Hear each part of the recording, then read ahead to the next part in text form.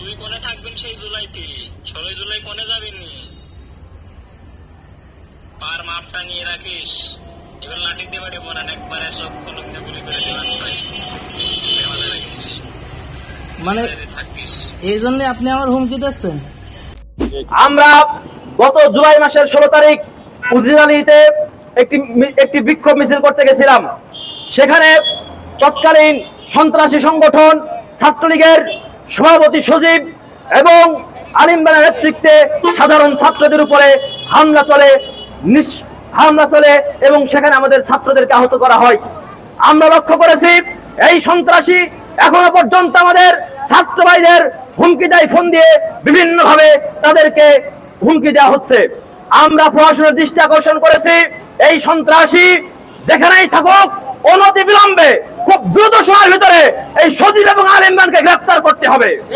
যদি সজীব এবং আল ইমরানকে দ্রুত সময়ের ভিতরে গ্রেফতার না করা হয় এই ঝিনাইদহ অচল করে দেওয়া হবে প্রশাসনের সামনে এবং থানা এবং এসপি অফিস ঘেরাও করা হবে। সংগ্রামী ছাত্র জনতা, আজকে আমাদের এখানে সংখ্যায় কম হতে পারে, কিন্তু আপনারা জানেন আমরা এই টার্মিনালেই সংখ্যায় কম দিয়ে আমাদের গত জুলাইয়ের কর্মসূচি শুরু করেছিলাম।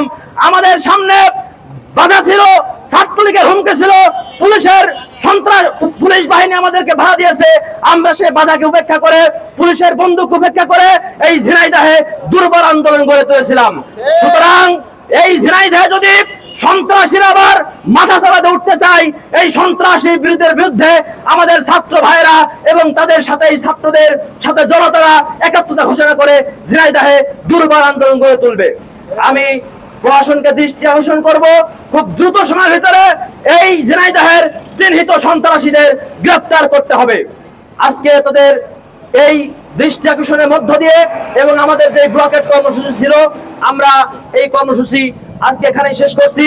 আগামী দিন যে কোনো কর্মসূচিতে ঝিনাইদহবাসীর আমাদের সাথে চেয়ে আমরা এবং আজকে যারা উপস্থিত হয়েছেন তাদেরকে আগামী দিন যে কোনো কর্মসূচিতে উপস্থিত কামনা করে এখানে শেষ করছি। আসসালামু আলাইকুম ওয়া রাহমাতুল্লাহ।